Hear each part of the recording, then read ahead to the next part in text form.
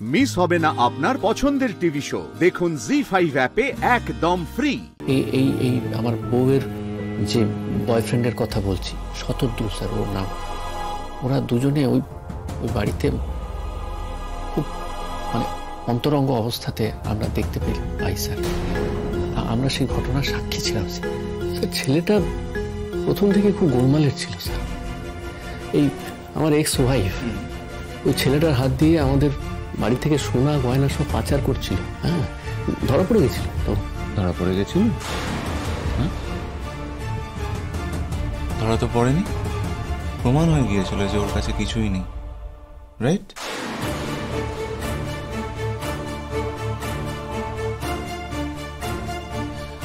কোথায় কখন কি হয়েছিল সবকিছু আমার জানা। আমার টিম অলরেডি কাজ শুরু করে দিয়েছে। শুনুন, একটা কেস জিততে গেলে তার পজিটিভ সাইড নেগেটিভ সাইড দুদিকে বিচার করতে, কোনটা ভালো কোনটা মন্দ, ভালোর মধ্যে আবার কোনটা ওপর ওপর ভালো সেটাও বিচার করতে হবে। কেমন? আপনারা যে সে লয়ারের কাছে আসেননি, অনির্বাণ সেনের কাছে এসছেন, বিষয়টা মাথায় রাখবেন। হ্যাঁ স্যার, মানে সেই ভরসাতেই তো আপনার কাছে আমাদের আশা স্যার। কেসটা নিলাম, অ্যাডভান্স করতে হবে। দেখুন স্যার, আমরা আমাদের সর্বস্ব বাজি রেখে এই কেসটা জিততে চাই। কেসটা আপনারা জিততে চান, তার কারণ শিমুল ব্যানার্জির প্রতি আপনাদের এত ক্রোধ। কেন এত ক্রোধ আমি জানি না, হয়তো মানুষটা ভালো, কিন্তু এই ভালো মানুষটার সাথে আপনারা কোনোভাবে মানিয়ে নিতে পারছেন না, কারণ আপনারা কালোকে ভালোবাসেন। কালো মিন্স অন্ধকার, ডার্ক। এটা আপনি কি বলছেন স্যার? আমার দাদাকে একজন বিষ খাইয়ে মারার চেষ্টা করেছে, আমরা তাকে পুলিশে দেবো না? তার যাতে শাস্তি হয় সেটা আমরা দেখবো না? আমরা কি কিছু ভুল করেছি আপনিই বলুন। কি জানি কোনটা ঠিক কোনটা ভুল, তার বিচার কে করবে? এনিওয়ে, এসব কথা বাদ দিন। শুনুন, কালকে আপনার প্রথম কোর্ট, তাই যা বলবো ততটুকুই করবেন। তার বাইরে যদি কিছু করেন বা বলেন, তার দায়িত্ব আমি নিতে পারবো না। ওকে? হ্যাঁ স্যার, মানে স্যার আপনার কাছে এসেছি যখন, মানে আপনি যা যা বলে দেবেন, যেখানে যতটুকু কথা বলতে বলবেন স্যার ততটুকুই বলবো, তার বেশি কিছু বলবো না। আর একটা কথা, প্রতিপক্ষকে কখনো দুর্বল করে দেখবেন না। আরাধনা চ্যাটার্জি কিন্তু খুব তুদে লয়ার। হ্যাঁ স্যার, শুনেছি, সেই জন্যই তো আপনার কাছে আশা। বলুন, বেশি কথা বলবেন না। হ্যাঁ, শুধু হ্যাঁ বা নাতে উত্তর করবেন। আপনাকে তো সাক্ষ্য হতে হবে। ধরুন কিছু জিজ্ঞাসা করলো, আপনি অল্প বাক্য ব্যয় করে উত্তরটা দেবেন। যদি কিছু না বলার থেকে তাহলে বলবেন যে ঠিক জানি না, মনে পড়ছে না। মনে থাকবে তো কথাগুলো? হ্যাঁ স্যার। গুড, কারণ কেসটা চলতে গেলে আরাধনা চ্যাটার্জি কিন্তু আপনার অন্নপ্রাশনের ভাত খাওয়া থেকে শুরু করবে, সুতরাং সেই জন্য তৈরি থাকবেন।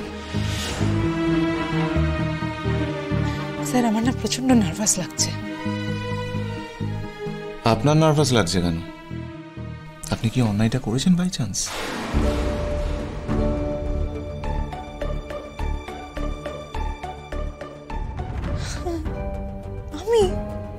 আমি কেন?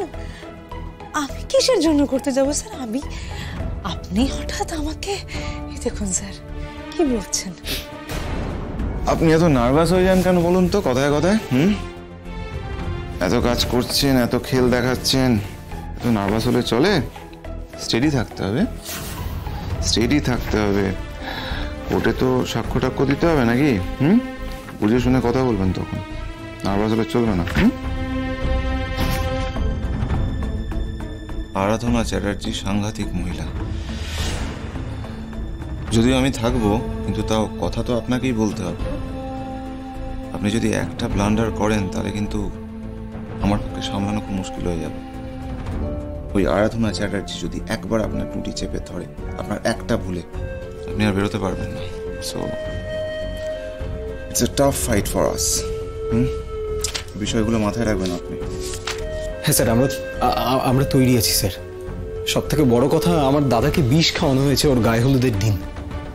ওর এত বড় একটা ড্যামেজ করে দেওয়া হয়েছে স্যার, আর ওর সঙ্গে যে মেয়েটির বিয়ে হওয়ার কথা ছিল তারও তো জীবন জড়িয়ে আছে, ওরও তো বিয়েটা ভেঙে গেল স্যার। আমরা তো এখন বুঝতেও পারছি না স্যার যে এই বিয়েটা আদৌ হবে কি হবে না।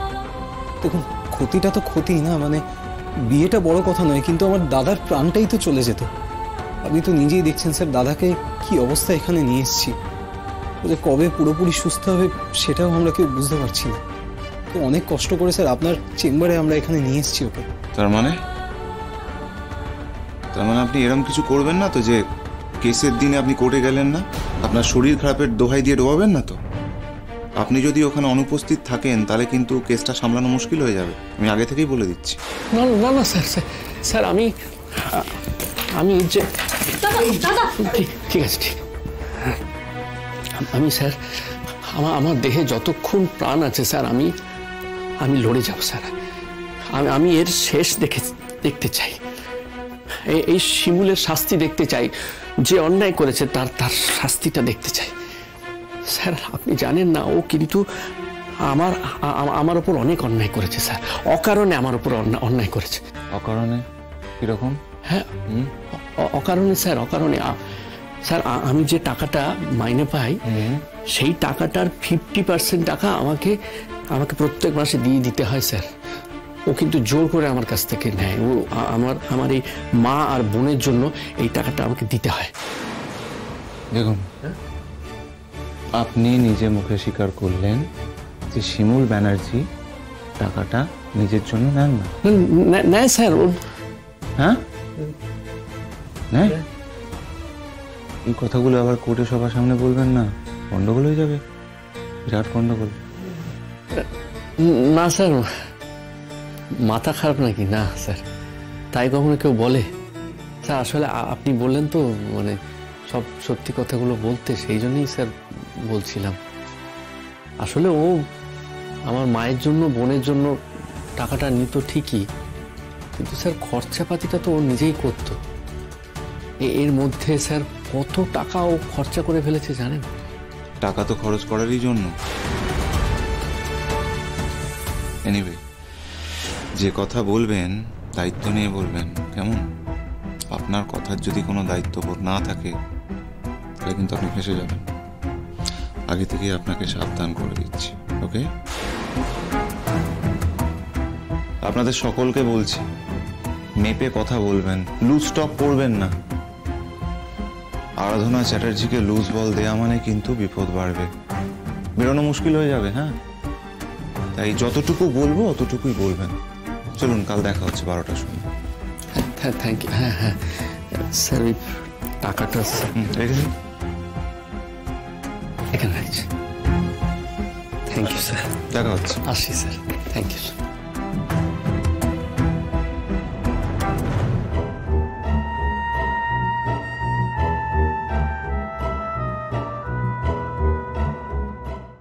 জি5 ডাউনলোড করুন আর সব এপিসোড দেখুন একদম ফ্রি।